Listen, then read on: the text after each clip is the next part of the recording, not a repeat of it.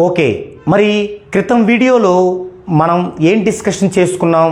అసలు న్యూమరాలజీ మన ఇండియా వారిదేనని, ఇది మన భారతీయులదని మనం డిస్కషన్ చేసుకున్నాం. లాస్ట్లో మనం ఏం చెప్పుకున్నాం?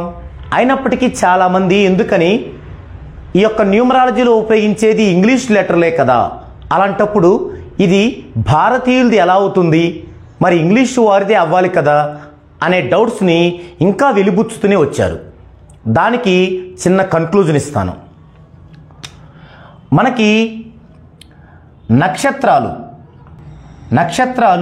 27, అభిజిత్ నక్షత్రం మినహాయిస్తే మన నక్షత్రాలు 27, రాశులు 12, నక్షత్రాలు 27. అయితే ఎందుకు మనం ఇక్కడ నక్షత్ర ప్రస్తావనతో ఈ టాపిక్ని డిస్కషన్ చేస్తున్నాము అంటే, మీకు నేను మొదటే చెప్పాను, ఉన్నది ఒకే శాస్త్రం, అది ఆస్ట్రాలజీ. ఆ తర్వాత కృష్ణమూర్తి గారు దాన్ని ఎక్స్టెన్షన్ చేసినప్పటికీ కూడా చాలా విమర్శలు వచ్చాయి.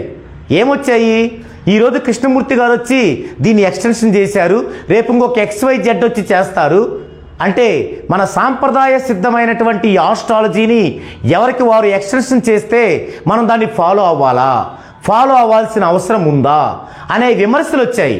అయితే దానికి కూడా కేపీ ఆస్ట్రాలజీ సరైన సమాధానం చెప్పింది. ఎలా అంటే, కృష్ణమూర్తి గారు దేనిని బేస్ చేసుకొని ఎక్స్టెన్షన్ చేశారు అంటే, అసలు ఆస్ట్రాలజీ మొత్తం కూడా బేస్ అయింది ఒకే ఫార్ములా. అదేంటంటే వింశోత్తరి దశాక్రమము. వింశోత్తరి దశాక్రమము దీన్ని బేస్ చేసుకొనే ఆస్ట్రాలజీలో ప్రతి అంశము కూడా విభజించబడింది. అయితే కృష్ణమూర్తి గారు ఇదే పద్ధతిని బేస్ చేసుకున్నారు. అంటే ఆయన ఏం చేశారు, నెక్స్ట్ వీడియోలో మాట్లాడుకుంటాం మనం ఏం చేశారనేది. అది ఎలా చేశారంటే, ఆయన ఇష్టం వచ్చినట్టు చేయలేదు. ఏ ఆస్ట్రాలజీ అయితే ఏ పాయింట్ మీదనే బేస్ అయ్యిందో వింశోత్తరి దశాక్రమము, అదే పాయింట్ని బేస్ చేసుకొని మాత్రమే మన కృష్ణమూర్తి గారు తన యొక్క ప్రతి విభజనని, ప్రతి ఎక్స్టెన్షన్ని చేశారు. అదేంటనేది మనం ఇంకా పూర్తిగా వెళ్దామండి.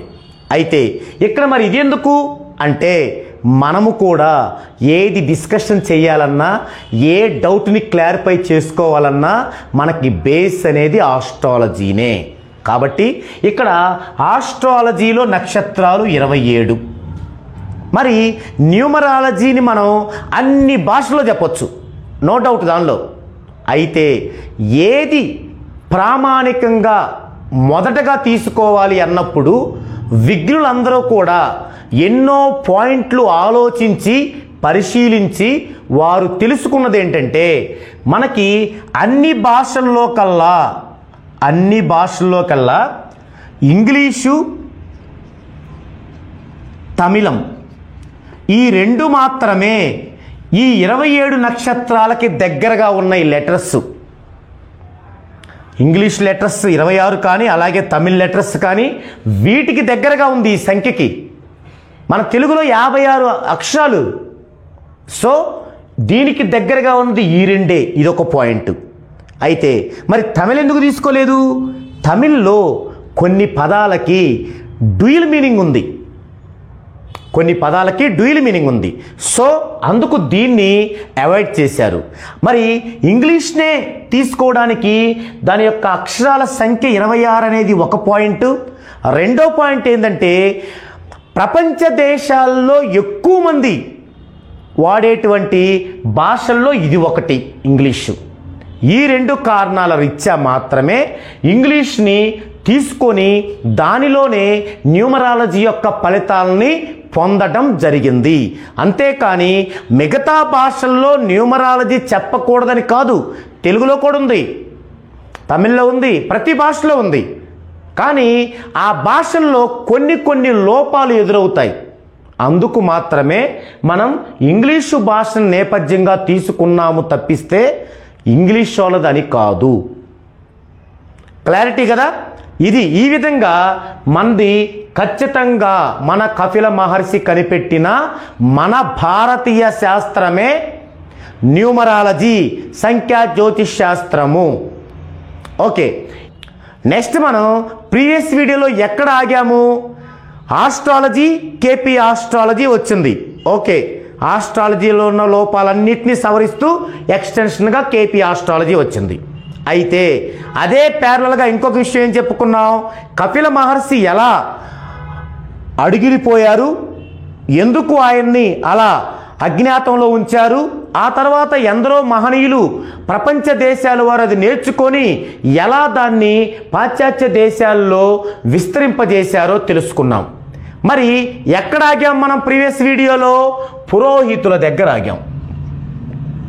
పురోహితులు ఏమిటి? పురోహితుల్లో సామర్థ్యము తగ్గినదా? లేదు. బ్రాహ్మణ్స్లో సామర్థ్యము తగ్గటము కాదు, కొన్ని మార్పులు చోటు చేసుకున్నాయి. అవేంటంటే మనలాగానే, మనందరిలాగానే బ్రాహ్మణ్స్కు కూడా వారి వారి కుటుంబాలు వ్యాప్తి చెందుతూ వచ్చాయి. మనలాగానే అంటే ఇక్కడ మన అంటే బ్రాహ్మణేతరులు, బ్రాహ్మణ్స్, బ్రాహ్మణేతరుల్లో ఎక్కువ మంది నాన్ వెజ్ తింటారు. అయితే కాలక్రమంలో బ్రాహ్మణ్స్ కుటుంబాల్లో మనలాగే బయట ప్రదేశాలకు వెళ్ళి వారి వారి పిల్లలు చదువుకోవడం, తద్వారా మనలాంటి కొన్ని దురలవాట్లు వారిలో కూడా సహజంగా రావడం, అలాగే వారి యొక్క కుటుంబాన్ని వృద్ధి చేసుకునే పరిస్థితుల్లో వారు కొన్ని పద్ధతులు అవలంబించటం. ఉదాహరణకి ఒకటి చెబుతాను, అదేమిటంటే యాగాలు చేయడం గురించి మనం మాట్లాడుకుంటే ఇప్పటికి పురోహితుల్లో, బ్రాహ్మణ్స్లో ఏ మార్పు జరిగిందో మనకు తెలుస్తుంది. యాగము ఎప్పుడు చేసేవారు అనేది ఒక్కసారి మనం కూలంకషంగా పరిశీలిద్దామండి. పూర్వకాలములో మానవ పరిణితి చెందే మొదటి రోజులలో యాగము ఎందుకు అవసరమైంది అంటే పెద్ద పెద్ద ఊర్లు ఉండేవి కాదు. అక్కడ విశాలమైనటువంటి ఖాళీ భూభాగం ఉండి అక్కడక్కడ మాత్రమే సమూహాలుగా మనుషులు ఉండేవారు. అయితే ఇప్పుడు మనకి ఈ మధ్యకాలంలో వచ్చిన కరోనా లాంటి వైరస్ లాగా అప్పటి కూడా ఏవో ఒక వైరస్లు వస్తూనే ఉన్నాయి. ఎందుకు? ఒక విశాలమైన అంతరిక్షంలో మనము ఒక భూగ్రహం పైన ఉన్నాం. ఈ అంతరిక్షంలో ఎన్నో విస్ఫోటనాలు జరుగుతున్నాయి. సైంటిఫిక్గా అన్నిటి ప్రభావం మన పైన ఉంటుంది. కాబట్టి కొన్ని మంచివి జరుగుతాయి, కొన్ని చెడువి జరుగుతాయి. వాటిల్లో ఈ మధ్యకాలంలో మనం వింటున్నాం ఉల్కాపాతాలు వస్తున్నాయి, లేదా గ్రహశకలాలు వస్తున్నాయి. 2030లో ఒక పెద్ద గ్రహశకలం వచ్చి భూమిని ఢీకొట్టబోతుంది. ఇవన్నీ మనం పరిశీలిస్తున్నాం. ఇలాగే మనకి వైరస్లు కూడా రావటం పరిపాటి. అది ఇప్పుడు కాదు. ఆ వైరస్లు రావటం అనేది ఇప్పుడు విషయం కాదు. అవి ఎప్పటి నుంచో వస్తున్నాయి. ఈ కరోనా మొదటిది కాదు. అయితే ఇదివరకు వచ్చిన వైరస్ల్లో కొన్ని కలరా అంటే అప్పట్లో కలరాకు సంబంధించిన వైరస్ వచ్చింది అంటే ఏమవుతుందో తెలుసా?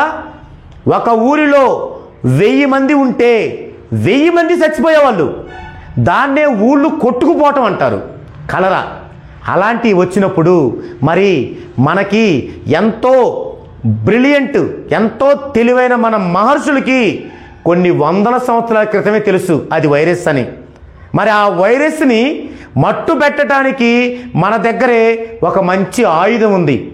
అదేంటి? గాలిలో ఉండే వైరస్ను చంపాలంటే గాలిలోకి ఒక ధూపాన్ని పంపించాలి, పొగను పంపించాలి. అప్పుడు ఏం పొగ అది? ఏమి ధూపం అది?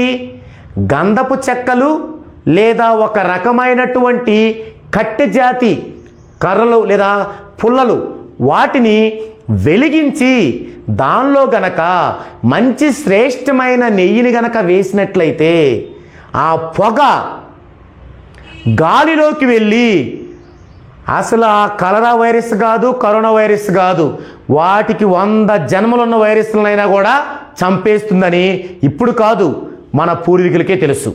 అందుకని అలా కలరా వచ్చి కొన్ని ఊళ్ళు జనం చనిపోయినప్పుడు, చనిపోయే సందర్భాల్లో వాళ్ళు వాళ్ళ సూక్ష్మ దృష్టితో దాన్ని గమనించి ఏం చేశారు? మరి ఇలా చేయాలంటే మరి అప్పుడు అసలు వృత్తి ఏంటప్పుడు ఉన్నది? వేటాడి ఆహారం సంపాదించుకునే వృత్తి. ఆ జంతువుల్ని అట్లా కొంచెం ముందుకొచ్చి చిన్న చిన్న పొలాలు వేసుకొని కొంచెం ఆకుకూరలు కూరగాయలు పండించుకుంటూ అప్పుడప్పుడే అభివృద్ధి చెందుతున్నాం. మరి ఆ టైంలో వారికి గంధపు చెక్కలో లేకపోతే మంచి కట్టె జాతి పుల్లలో లేదంటే నెయ్యో ఎక్కడి నుంచి వస్తుంది? ఆ టైంలో చాలా సూక్ష్మ దృష్టితో మానవ కళ్యాణం కోసం ఆలోచించిన మన మహర్షులు అక్కడక్కడ వారిలో కొద్దిగా ధనము ఉన్నటువంటి జమీందారి లాంటి వాళ్ళు అప్పుడప్పుడే రావటం మొదలయ్యారు. కొద్దిగా ఆస్తిపాస్తులు ఉన్న వాళ్ళు వాళ్ళ దగ్గరికి వెళ్ళి, అయ్యా మీరు గనక ఒక యాగం చేసినట్లయితే దేవుడికి, ఆ యాగ ఫలితంగా మీ దగ్గర ఉన్న ఆస్తులు రెట్టింపు అవుతాయి అని లౌక్యంగా మానవ కళ్యాణం కోసం చెప్పారు. చెప్పినప్పుడు వారు ఆ యాగాలు చేశారు. డబ్బులు ఖర్చు పెట్టి ఆ యొక్క గంధపు చెక్కలు లేదా ఆ నెయ్యి అవన్నీ యాగం చేశారు. ఆ పొగొచ్చింది, ఆ వైరస్ చనిపోయింది, మానవాళి మొత్తం రక్షించబడింది. మరి వాళ్ళు చెప్పింది మరలా అబద్ధం అవ్వలేదు, వాళ్ళ డబ్బు రెట్టింపైంది. అంటే వాస్తవంగా వాళ్ళు ఖర్చు పెట్టపోయినా డబ్బు రెట్టింపైంది. మనందరం తెలుసు డబ్బు దాన్ని అదే సంపాదించింది. అయినా వారు ఎందుకు లౌక్యంగా చెప్పారు? అది అబద్ధం కింద లెక్క కాదు, లౌక్యం, మానవాళ్ళని సంరక్షించడానికి. అలాంటి యాగాన్ని తర్వాత రోజుల్లో మనందరం కూడా అభివృద్ధి చెందాక ఏదైనా ఒక ఊరిలో ఒక అప్రదిష్ట వస్తే, ఒక అరిష్టం వస్తే ఆ అరిష్టం పోగొట్టుకోవడానికి ఆ ఊరి మునుసుబులు కరణాలు అనేవాళ్ళు ఉండేవాళ్ళు. వాళ్ళు కొంచెం ధనవంతులు లేదా ఇంకొంతమంది ధనవంతులతో చందాల రూపంలో చేసి ఆ ఊరికి అలా ఏర్పాటు చేసేవాళ్ళు. లేదా కొన్ని దేవాలయాలని స్థాపిస్తూ ఆ దేవాలయాలు స్థాపించే ఆ సందర్భంగా రకరకాల ఊర్ల నుంచి జనం వస్తుంటారు కాబట్టి నెగిటివ్ ఎక్కువ ఫామ్ అవుతుంది కాబట్టి వైరస్ వచ్చే అవకాశం ఉంది కాబట్టి కొన్ని రోజుల పాటు ఆ యాగాలు నిర్వహించేవాళ్ళు. ఇంతవరకు బాగుంది, నో ప్రాబ్లం.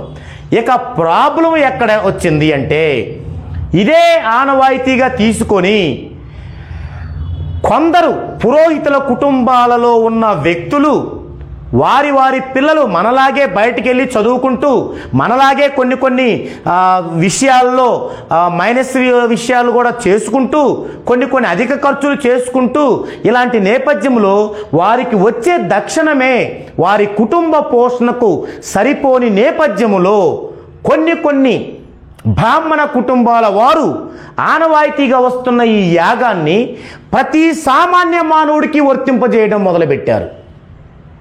ఒక సామాన్యుడు కూలి చేసుకుంటాడు, ఆ ఇంట్లో ఒక ఇబ్బంది కలిగిందని వెళ్ళారు.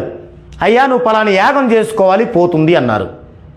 మరి అతను కూడబెట్టుకున్న డబ్బులో నుంచి మొత్తం దానికి పెట్టేవారు.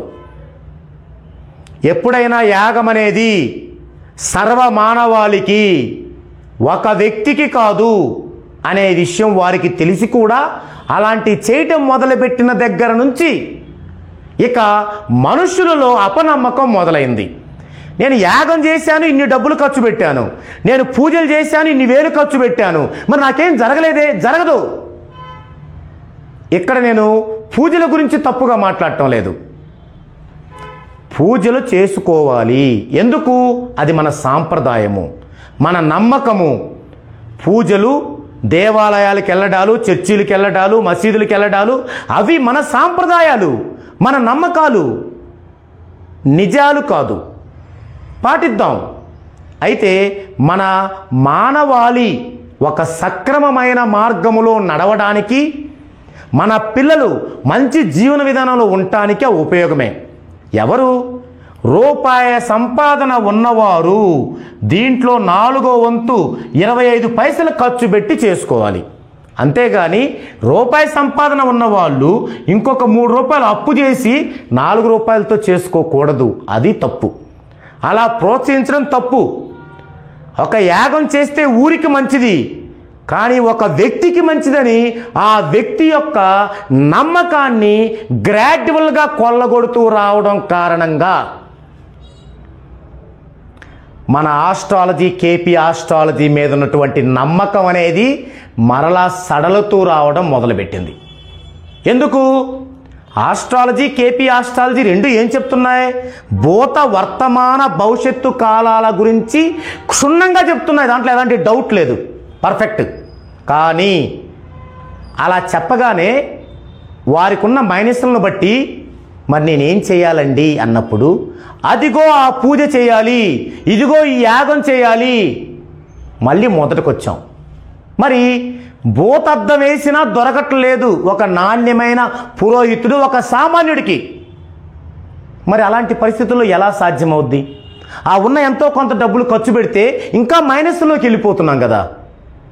ఇది ఎప్పుడు జరిగిందంటే సుమారుగా 2000 సంవత్సరం వచ్చే టయానికి బాగా ఎక్కువైంది. అప్పటి వరకు ఓకే, హ్యాపీగా భయమో భక్తో సాంప్రదాయమో అన్నీ నమ్ముతూ వచ్చాం. అప్పటి నుంచి మన యువతలో ఒక ఆలోచన మొదలైంది. మరి అన్నీ బాగానే చేస్తున్నాం, మనం పూజలు చేస్తున్నాం, పురస్కారాలు చేస్తున్నాం, మన సాంప్రదాయ సిద్ధమైన అన్ని పనులు చేస్తున్నాం. మరి ఏది మంచి జరగట్లేదే? ఒకవేళ నాకు ఇంకా మంచి జరగట్లేదని చాటి చెబుదామా? దేవుడికి ఏమైనా కోపం వచ్చిద్దేమో. కరెక్ట్గా ఇలాంటి టైములోనే కొందరు న్యూమరాలజిస్టులు బయటకు వచ్చారు. అంతవరకు బాగానే ఉంది. ఇక వారేం చేశారు? బయటకు వచ్చి న్యూమరాలజీని నేర్చుకొని 10 మందికి పంచితే సూపర్గా ఉంటుంది. కానీ వారేం చేశారు?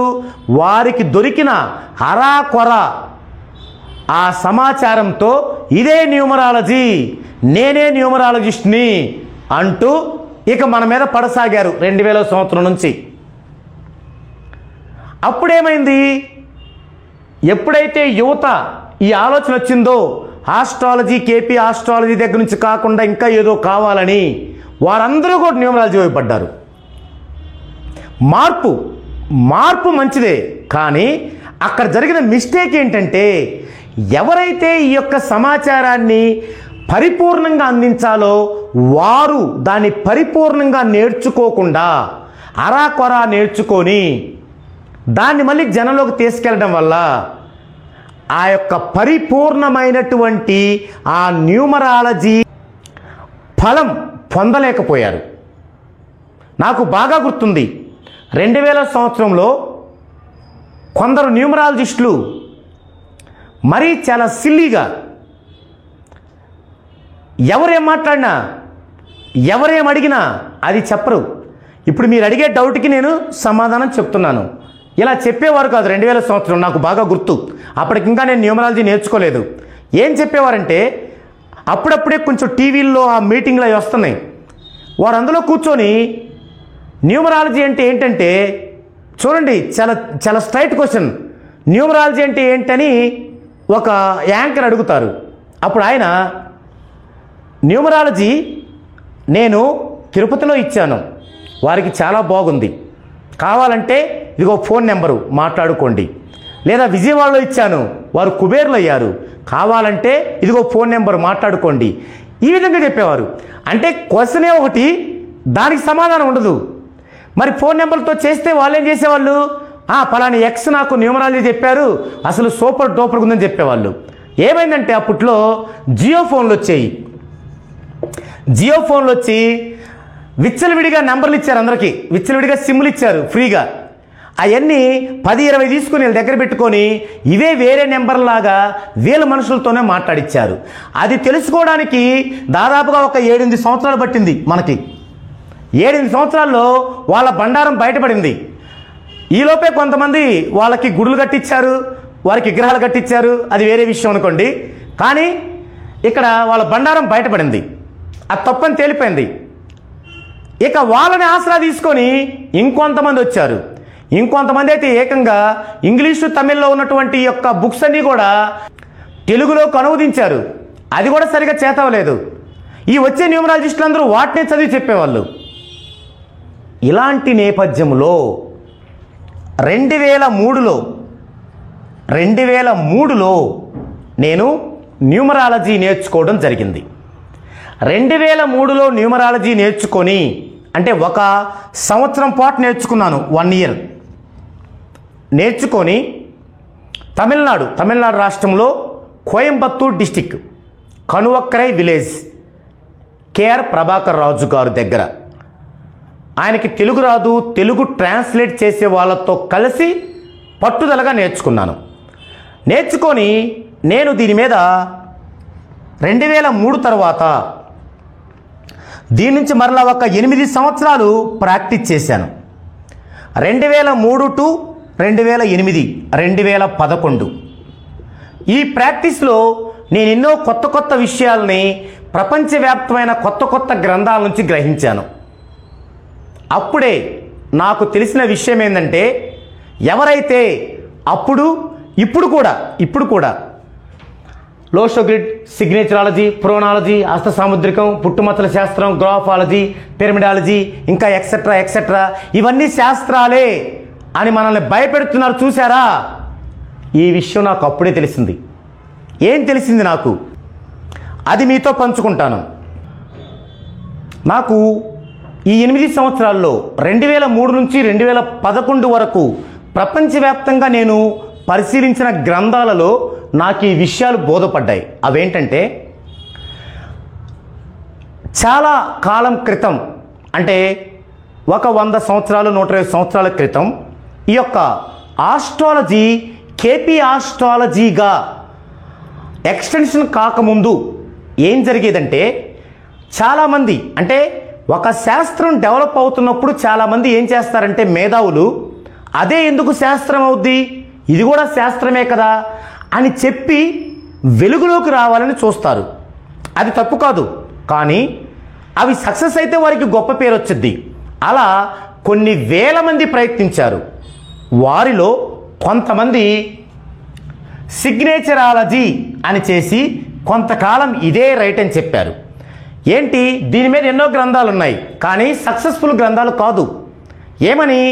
సిగ్నేచరాలజీ, ఒకరిని సైన్ చేయమని, సంతకం పెట్టమని, ఆ సంతకంలో ఉన్నటువంటి హెచ్చుతగ్గులు, డాట్సు, వీటిని బట్టి వారి యొక్క మనస్తత్వాన్ని చెప్పడం, వాటిల్లో ఆ యొక్క హెచ్చుతగ్గులు, డాట్స్ని మార్పు చేసుకోవడం ద్వారా వారికి కొంత మంచి ఫలితం రావడం, ఇలా జరగటం వాళ్ళు గుర్తించారు.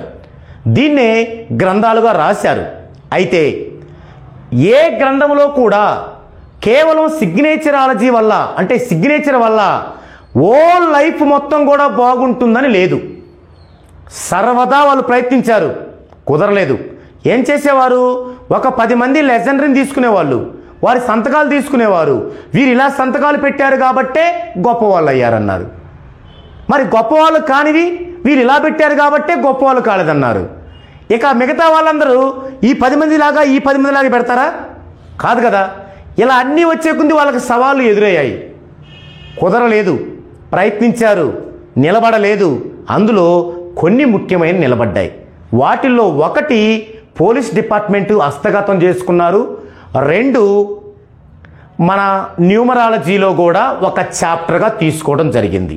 పోలీసు వారు ఏం తీసుకున్నారు అంటే, పోలీసు వారు కానీ కోర్టు వారు కానీ ఏం తీసుకున్నారు, మీరు గనక శ్రీనివాస్ మీ పేరైతే, మీరు శ్రీనివాస్ అని సైన్ చేసేవారైతే శ్రీనివాస్లో ఎన్ని డాట్స్ వస్తాయో ఇన్నర్గా చూసుకుంటారు.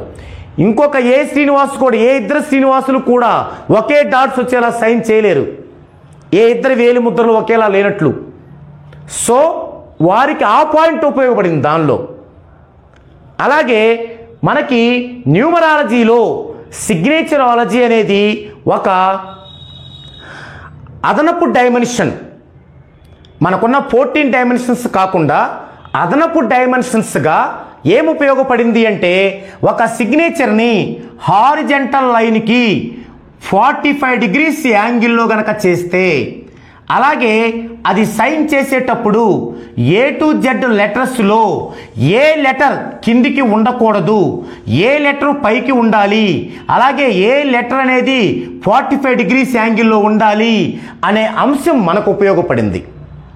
దీనినే గ్రాఫాలజీలో, అంటే ఇక్కడ గ్రాఫాలజీలో చిన్నపిల్లలకి అదొక సబ్జెక్ట్గా పెట్టి అదే పాయింట్ గ్రాఫాలజీ కూడా చెప్పేవాళ్ళు. అలాగే గ్రాఫాలజీ మీద కూడా నంబర్ ఆఫ్ బుక్స్ వచ్చాయి. అవి కూడా కొన్ని లక్షణాలు వివరించారు. అవి కూడా పర్టికులర్ లేవు. ఇది కొంతకాలం ఉంది. ఇందులో మనకేం ఉపయోగపడుతుంది?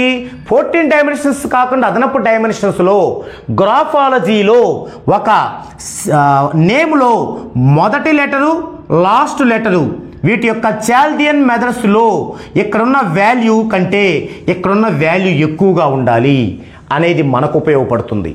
అంటే వారు శాస్త్రముగా ఉపయోగించి చెప్పుకొని ఫెయిల్ అయిన దాంట్లో నుంచి మనకి ఏం కావాలో మనం తీసుకున్నాం కాబట్టి అది ఒక చాప్టర్ అయింది మనకి. అలాగే ఇప్పుడు పుట్టుమచ్చల శాస్త్రం, కొంతమందికి కుడి చేతి మీద పుట్టుమచ్చ ఉంటే ఇదవుద్ది, కొంతమందికి మోచేతి మీద పుట్టుమచ్చ ఉంటే ఇదవుద్ది. ఇలా కొంతకాలం కొనసాగింది. అయితే మోచేతి కింద పుట్టుమచ్చ ఉన్న వారికి ఏదైతే చెప్పారో అదే కాకుండా ఇంకా ఎక్కువ అవడం మొదలుపెట్టాయి, ఒక్కోసారి అవ్వలేదు. సో అది ఫెయిల్ అయింది. అలా ఎన్ని ఫెయిల్ అయినవే. అలాగే హస్త సాముద్రికం, మనకి చేతి గీతలు కొంతకాలానికి అవి కొంచెం మారుతూ ఉంటాయి. మరి చేతి గీతలను బట్టి నీ ఆయుష్కి ఇక్కడే ఉంది, నువ్వు చస్తావంటే ఇంకా కొంతకాలానికి అది పొడిగిద్ది. ఇలాంటి లోపాలు ఉండటం కారణంగా ఇవి శాస్త్రాలుగా పరిణితి చెందించాలని ప్రయత్నించారు అంతే. ఇప్పుడు ఎందుకు ఈ సమస్య మనకు వస్తుందంటే, ఇప్పుడు ఎవరైతే ఉన్న కుహునా న్యూమరాలజిస్టులు కాకుండా నేనే న్యూమరాలజిస్టు చెప్పుకునే వాళ్ళు, వారి దగ్గర సబ్జెక్ట్ లేనప్పుడల్లా వీటిని తీసుకొస్తారు. ఇదిగో నేను పిరమిడాలజీ ప్రకారం చెప్తున్నాను, నేను సిగ్నేచరాలజీ ప్రకారం చెప్తున్నాను, లేకపోతే నేను ఈ మొత్తం కాకుండా ఒక కొత్త పద్ధతి కనిపెట్టాను, ఈ సిస్టమ్ కనిపెట్టాను. మనం ఎవరమండి కనిపెడటానికి? మనం నిమిత్త మాత్రులం. మహాసముద్రం అనే ఒక సబ్జెక్టులో ఒక బిందువు. మనం నిరంతర విద్యార్థిలాగా నేర్చుకుంటూనే ఉండాలి, ఇక్కడికి ఎక్కించుకోకూడదు తలపైకి. సో ఇలా భయభ్రాంతులకు గురి చేస్తున్నారు. అలాగే పిరమిడాలజీ, ఒకనొక కాలంలో పుట్టిన తేదీలే లేవు. ఆ కాలంలో ఏం చేశారు? పిలిచే పేరు తీసుకున్నారు. ఇప్పుడు శ్రీను అనే ఒక పేరుంది, శ్రీను. దీని యొక్క నెంబరింగ్ చూసుకున్నారు.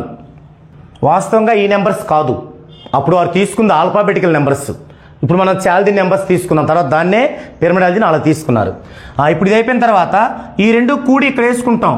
3 2 5, 2 1 3, 1 5 6, 5 6 11, 11లో మళ్ళీ 1 + 1 2, 5 3 8, 3 6 9, 6 2 8, 8 9 17 అంటే అంత 8 వస్తుంది. 9 8 17 8 వస్తుంది. 8 8 16 అంటే 7 వస్తుంది. ఇలా కనుక మనం గీసుకున్నట్లయితే దీనిలో ఇట్లా గీసుకుంటే ఇది ఒక పిరమిడ్ ఆకృతి వస్తుంది. కాబట్టి దీన్ని పిరమిడాలజీ అంటారు. ఏం తేల్చారు అప్పుడు? ఇక్కడ ఏదైతే వస్తుందో అదే ఇతని సంఖ్య అన్నారు, 7 ఇతని సంఖ్య అన్నారు. మరి పొరపాటున ఇప్పుడు శ్రీను అనే వ్యక్తి గనక డెస్టినీ 2గా పుట్టాడనుకోండి, ఇది అప్డేటెడ్ వెర్షన్. మరి ఆ శ్రీనికి ఇది 7 వస్తుంది కదా, ఎలా 7 సంఖ్య అవుద్ది? అతను 2 సంఖ్య అవుతాడు కదా. పోనీ ఈయన 5వ తారీఖు పుట్టాడు అనుకోండి, 5 సంఖ్య అవుతాడు, కానీ శ్రీనికి వచ్చిన సంఖ్య అవ్వడు కదా. ఇలాంటి వాదనలకి నిలబడలేదు.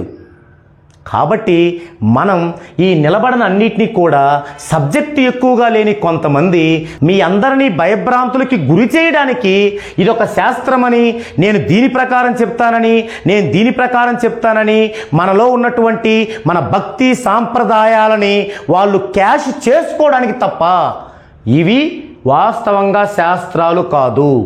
శాస్త్రం అనేది ఆస్ట్రాలజీ, కేపీ ఆస్ట్రాలజీ, ఇంకా మనం ముందు చెప్పుకోబోయే న్యూమరాలజీ, ఈ 3 కలిపితేనే న్యూమరాలజీ. అది మనం ఇప్పుడు నెక్స్ట్ వీడియోలో డిస్కషన్ చేసుకుంటాం. కాబట్టి గుర్తుంచుకోండి, ఇవే కాదు, ఇలాంటివి 100 వచ్చినా 1000 వచ్చినా మొత్తము అవి చాప్టర్లే. ఏమిటి శాస్త్రానికి చాప్టర్కి డిఫరెంట్ అంటే, శాస్త్రం అంటే ప్రూవ్ అయినది, చాప్టర్ అంటే ప్రూవ్ అవ్వడానికి ప్రయత్నించి విఫలమైనది. అయితే అందులో కొన్ని విషయాలని మన యొక్క అనుభవంలో మనం వాటిని తీసుకోవచ్చు. నేను అలా తీసుకున్నవే నేచరాలజీలో సిగ్నేచరు, తర్వాత ప్రోనాలజీలో కొన్ని పాజిటివ్ నెగిటివ్ ప్రోనాలజీ సౌండ్స్, అలాగే లోసు గ్రిడ్లో కలర్ థెరపీ. ఈ మధ్యంగా కొత్త ఫ్యాషన్, లోసు గ్రిడ్ వచ్చి అసలు ఈ లైనే లేదంటారు, లేదా ఈ లైన్ ఉందంటారు, ఈ లైన్ ఇచ్చేసిద్ది అంటారు. మరి లేకపోతే ఏం చేయాలి అంటే సమాధానం ఉండదు. కావాలంటే మళ్ళీ న్యూమరాలజీకి వస్తారు. అలాంటప్పుడు లోసు గ్రిడ్ శాస్త్రం ఎలా అవుద్ది? చాప్టర్ అవుద్ది. మనం ఏం చేస్తాం? లోసు గ్రిడ్లో మనం కలర్ థెరపీ తీసుకుంటాం. ఆ కలర్ థెరపీ మనకి వచ్చేసి న్యూమరాలజీలో ఒక చాప్టర్, కలర్ థెరపీ ఒక చాప్టర్, సిగ్నేచరాలజీ ఒక చాప్టర్, ప్రోనాలజీ ఒక చాప్టర్, ఇవన్నీ కూడా మనకి చాప్టర్స్ అవుతాయి. ఇది ఈ వీడియోలో. నెక్స్ట్ వీడియోలో ఇప్పటి వరకు చెప్పుకున్న దానిలో నుంచి అసలు న్యూమరాలజీగా పరిణితి చెందాల్సిన అవసరం ఎందుకు వచ్చింది, అది ఇప్పుడు అప్డేటెడ్ ఎందుకైంది, అది ఎలా పనిచేస్తుంది, ఇలాంటి ఆసక్తికరమైన విషయాల్ని తెలుసుకుందామండి.